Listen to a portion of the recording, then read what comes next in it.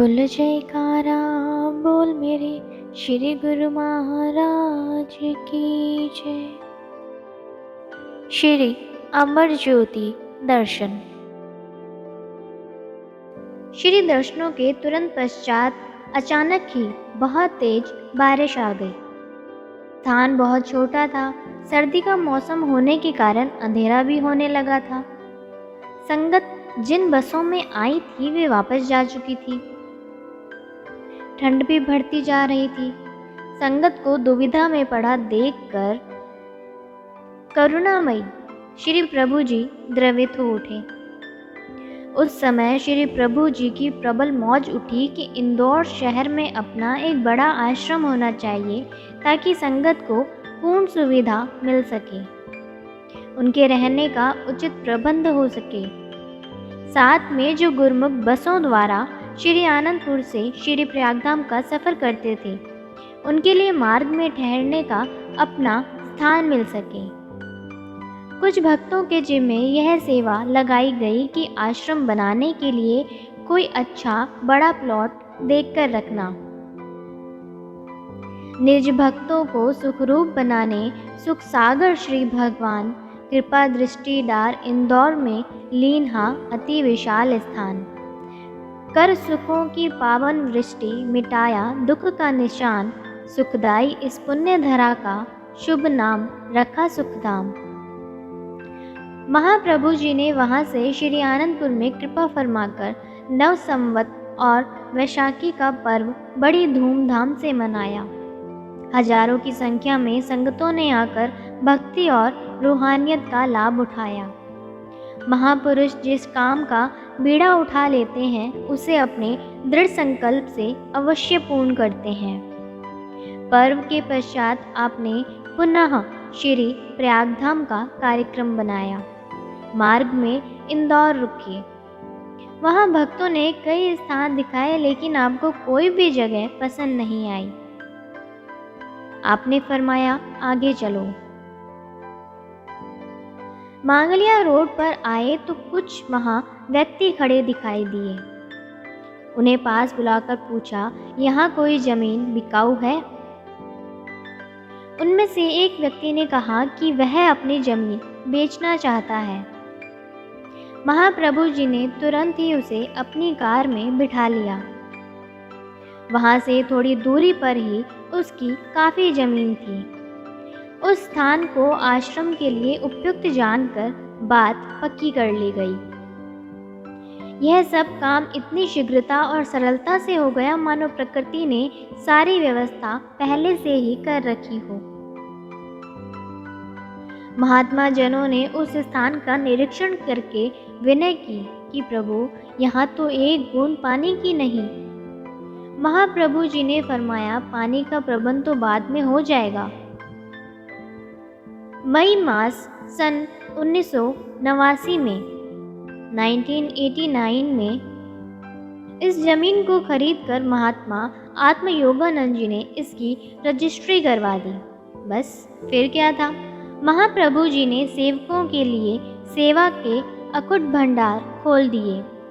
सेवा ही सेवकों के कल्याण का साधन है, अतः सेवकों के तो भाग्य जाग गए।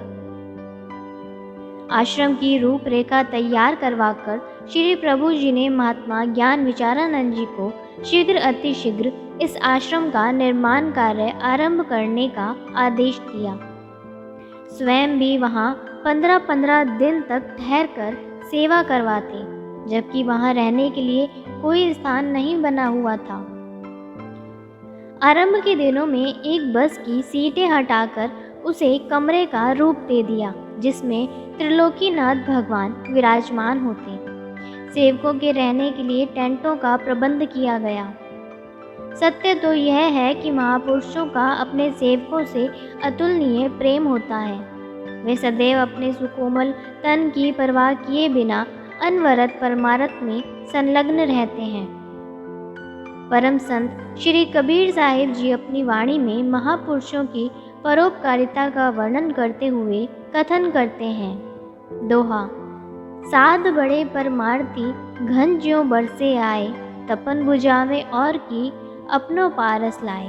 अर्थात संत सत्पुरुष परमार्थी होते हैं, सदैव परमार्थ और परोपकार में संलग्न रहते हैं। जिस प्रकार बादल परहित के लिए वर्षा के रूप में जल बरसाकर तपश को दूर करता है, मौसम में ठंडक का संचार करता है, इसी प्रकार संत जन जीव को माया व मोह की तपश से बचाकर नाम व भक्ति की अमोलक दात बख्श कर सच्चा सुख और शांति प्रदान करते हैं, उनके कष्ट कलेशों को दूर कर देते हैं।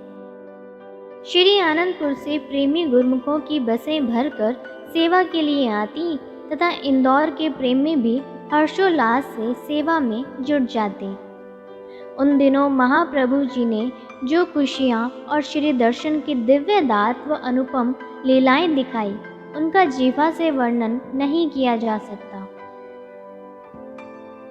एक छोटी सी झलक का एक दृश्य गुरुमुख जन स्वयं अनुभव करें। मई मास की कड़कती धूप और झुलसती गर्मी में तन बदन की होश भुलाए गुरुमुख प्रेमी दीवार बनाने के लिए ईंटें व सीमेंट का मसाला आदि लेकर जल्दी जल्दी सेवा में जुट जाते और गोह पर चढ़े हुए एक दूसरे को सामान देते हुए ना थकते। किसी के मुंह पर थकावट का चिन्ह दिखाई ना देता। महाप्रभु जी वहाँ पर आकर श्री दर्शन देते और फरमाते, गुरुमुखों, आप सब इतने प्रसन्न क्यों दिखाई दे रहे हो? थोड़ी देर छाया में चलो ताकि गर्मी से राहत मिल जाए। भक्तजन विनय करते, प्रभु, आपके श्री दर्शन से ही हमारे जीवन में एक नई स्फूर्ति भर जाती है। ऐसा लगता है मानो चहुं ओर ठंडी हवाएं चल रही हैं। सेवा करते हुए न प्यास लगती है और ना ही गर्मी लगती है। यह आपकी कृपा से ही सब हो रहा है। महाप्रभु जी ने मुस्कुराते हुए फरमाया, यह सब श्री परमहंस दयाल जी की मौज का ही परिणाम है। उनकी मौज से जब सेवक सेवा में जुट जाते हैं तो उनको भक्ति का सरमाया मिलता है और महापुरुष उस मौज को पूरा होते देखकर प्रसन्न होते हैं। गुरुमुख जन जिस टेंट में रहते थे उसी में ही लंगर ग्रहण करते। श्री सद्गुरुदेव महाराज कभी कभी प्रातः समय या दोपहर के समय टेंट में आकर कुर्सी पर विराजमान हो जाते। सबको अपने सामने बिठाकर भोजन खिलाते, अपने पास बुलाकर लस्सी पिलाते। एक बार कुछ भक्तों ने मिलकर विनय की, प्रभु, हम यह लस्सी दिन में 2-2 बार भी पीते हैं। जब आप स्वयं इस लस्सी को पिलाते हैं तो यह इतनी मधुर, ठंडी और स्वादिष्ट लगती है कि जिसकी तुलना में सभी रस फीके लगते हैं। जी चाहता है कि आप पिलाते रहें और हम पीते रहें। ऐसी आत्म तृप्ति और आत्म आनंद में झूमते रहें।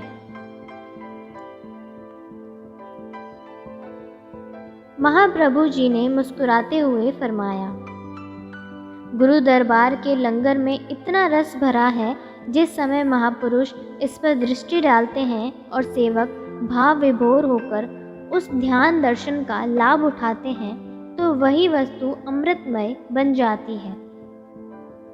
सेवक अपने इष्ट की प्रसन्नता पाने के लिए सेवा करते हुए नहीं अघाते और महापुरुष जी भी, महाप्रभु जी भी अपने सेवकों पर अकुट कृपा का दातें बरसाते।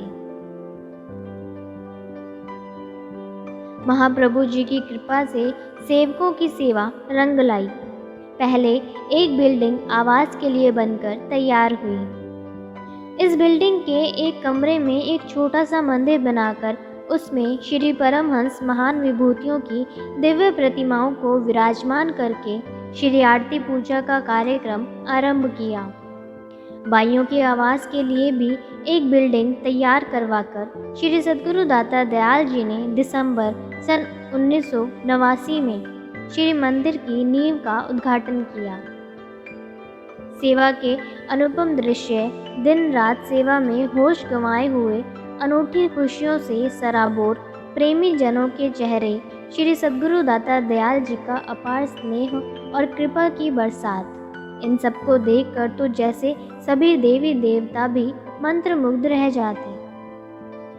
विश्वकर्मा भी श्री चरणों का चाकर बनने को आतुर रहता और अपने लिए सेवा की मांग करता ताकि वह भी इन अलौकिक एवं दिव्य अति दिव्यतम खुशियों और लीलाओं का रसपान कर सके। श्री सद्गुरुदेव जी महाराज ने श्री प्रयागधाम से श्री आनंदपुर के मार्ग में अक्टूबर सन 1990 में सुखधाम इंदौर में कृपा फरमाई। कुछ प्रेमी गुरुमुखों को वहां सेवा के लिए साथ चलने की आज्ञा प्रदान की और उन्हें फरमाया कि हल्का व छोटा सा बिस्तर और ज़रूरत का थोड़ा सामान साथ रखें। वहां आवास के लिए स्थान पर्याप्त नहीं है। वहां पहुंचकर श्री प्रभु जी ने फरमाया कि केवल 8 दिनों में आपको एक बिल्डिंग तैयार करनी है। उस समय ना अधिक सर्दी थी और ना गर्मी। कुछ गुरुमुख श्री आनंदपुर से यहाँ पर सेवा के लिए पहुँचे हुए थे। आवास स्थान की कमी के कारण 15-20 गुरुमुखों के लिए टेंट की व्यवस्था की गई।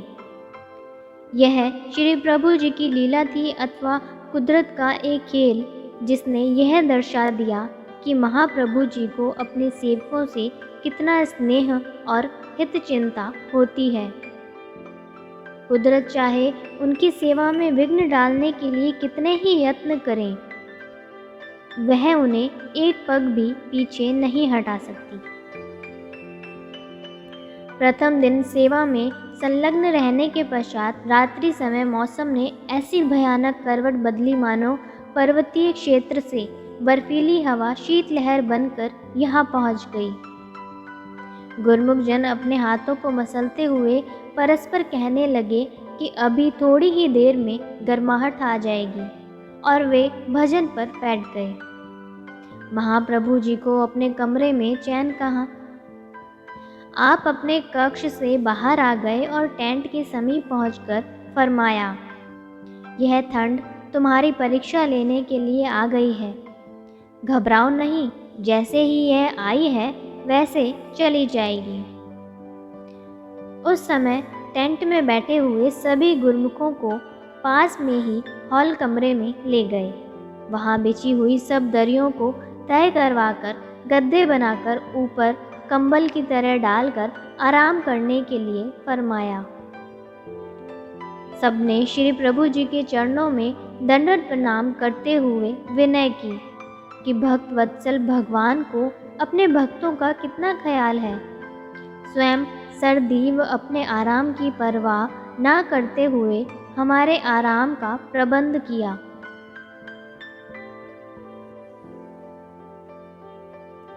प्रातः 5 बजे महात्मा ज्ञान सत्यानंद जी को बुलाकर फरमाया कि आज तुम्हारी पिकअप हेलीकॉप्टर की रफ्तार से श्री आनंदपुर में पहुँचे और सायं समय तक यहाँ वापस लौट आए।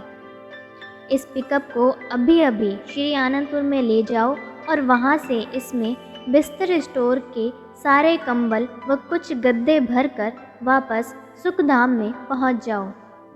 ध्यान रहे कि कहीं रास्ते में कोई दुर्घटना ना होने पाए। उन्होंने विनय की कि स्वामी जी, आपकी कृपा से ही यह सेवा पूर्ण होगी।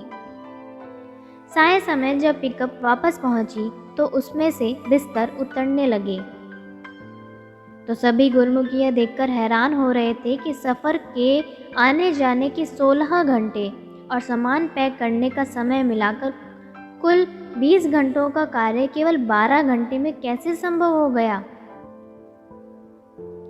महाप्रभु जी उस समय निर्माणाधीन उस बिल्डिंग के पास कुर्सी पर विराजमान थे और गुरुमुख जन श्री चरणों में बैठकर नाश्ता ग्रहण कर रहे थे। आपने मुस्कुराते हुए फरमाया कि सभी गुरुमुख जितने चाहो कंबल उठाकर अपने तन पर लपेट लो और 10 मिनट भजन पर बैठ जाओ। सबने श्री मौज अनुसार कमलों के ढेर में से कंबल उठाकर लपेट लिए और श्री दर्शनों का दिव्य आनंद लेते हुए भजन पर बैठ गए। पुनः सेवा करते हुए रात्रि समय जब आराम करने लगे तो बर्फीली शीतलहर सामान्य सर्दी में बदल गई। 8 दिन तक श्री गुरु महाराज जी की अनुपम लीलाएं और श्री दर्शन के नज़ारों में सेवकों को सेवा का सौभाग्य मिला और उस बिल्डिंग का निर्माण कार्य पूर्ण हो गया। इस प्रकार सेवकों को सेवा के सच्चे धन से मालामाल कर आपने श्री आनंदपुर में कृपा फरमाई। उधर श्री मंदिर का निर्माण कार्य भी तीव्र गति से हो रहा था। महाप्रभु जी ने सन 1990 में कई बार सुखधाम में कृपा फरमाई। सेवकों के हृदय में सेवा की नित्य नई उमंग व उत्साह भरते। सेवक भी गर्मी, वर्षा व शीत की परवाह किए बिना श्री आज्ञा को शिरोधार्य कर प्रसन्न मन से सेवा में निमग्न रहते। महापुरुषों के अथक प्रयास और सेवकों की सेवा के उल्लास से वह शुभ दिन भी आ गया जिस दिन श्री मंदिर जी का निर्माण कार्य पूर्ण हो गया। अब प्रेमियों को था इंतजार इसके भव्य शुभ मुहूर्त का। 3 मई सन 1991 को प्रातः 10:30 बजे के लगभग शुभ मुहूर्त की शुभ घड़ी भी आ गई, जब श्री सद्गुरुदेव जी महाराज ने निज कर कमलों से दिव्य सिंहासन पर श्री परमहंसों की पावन प्रतिमाओं को विराजमान किया। हार पीतांबर पहनाए, शुभ्र भाल पर केसर का तिलक लगाया। श्री परमहंसों की यह अनुपम झांकी सबके हृदय को बरबस ही अपनी ओर आकर्षित कर रही थी। श्री आरती पूजा का कार्यक्रम हुआ। गुरुमुखों ने गुरु महिमा के भजन गाए। इस अमृत वेला में महाप्रभु जी ने अपनी अमृतमयी वाणी में फरमाया, संसार में माता पिता अपने बच्चों का हित करते व चाहते हैं, उसके लिए कई साधन भी जुटाते हैं। उनका हित, प्यार व साधन शरीर तक ही सीमित होते हैं, वे इससे अधिक नहीं सोच सकते। संत महापुरुष भी सदा सेवकों का भला करते हैं, उनके लिए लोक परलोक के साधन बना देते हैं ताकि जीव आगे असली पूंजी एकत्र करके ले जाए। महापुरुष जीवों के हित के लिए व उन्हें सच्चा सुख प्रदान करने के लिए रचना रचाते रहते हैं। स्थान स्थान पर सत्संग आश्रम बनाए, सेवा का सिलसिला चलाया ताकि वहाँ रहने वाले गुरुमुखों को दायमी सुख मिल सके। गुरुमुखों का कितना सौभाग्य है कि आज यहाँ श्री मंदिर का भव्य निर्माण करके श्री परमहंसों की दिव्य प्रतिमाएं विराजमान की गई हैं। सब गुरुमुख इनका ध्यान करके इन्हें अपने मन मंदिर में बसाकर सच्चे सुख और शांति को प्राप्त कर सकते हैं। आप यहाँ बैठे हैं, जो यहाँ पहुँच सकते हैं, जिन्हें यह स्थान नज़दीक है, वे अंतरीव इच्छा को पूर्ण कर भक्ति के साधन प्राप्त कर जीवन सफल बना सकते हैं। यही चीज़ सत्पुरुष सेवकों को बख्शिश करते हैं। यही दायमी वस्तु लोक परलोक में संगी साथी है। ऐसी बख्शिश संसार में कोई नहीं कर सकता। सत्पुरुष ही धूमधाम से पैगाम लाते हैं। जिन जीवों की जन्म जन्मांतरों की मांग होती है कि जीवात्मा का भली भांति कल्याण कर सकें, तो कुदरत की तरफ से सत्पुरुष ऐसा संयोग बना देते हैं, रचना रचा देते हैं। गुरुमुखों की यह खुशकिस्मती है कि घोर कलयुग में मानुष जन्म की प्राप्ति के बाद आत्मिक कल्याण के साधन मिल गए हैं। जब प्रेमियों को सब साधन मिल गए हैं तो उनका यह फर्ज हो जाता है कि ज़्यादा से ज़्यादा वक्त देकर अपने मन और सुरती को इन साधनों की ओर लगाए। सही मायने में जीवन की सफलता भी इसी में ही है। क्रमशः बोल जयकारा बोल मेरे श्री गुरु महाराज की जय।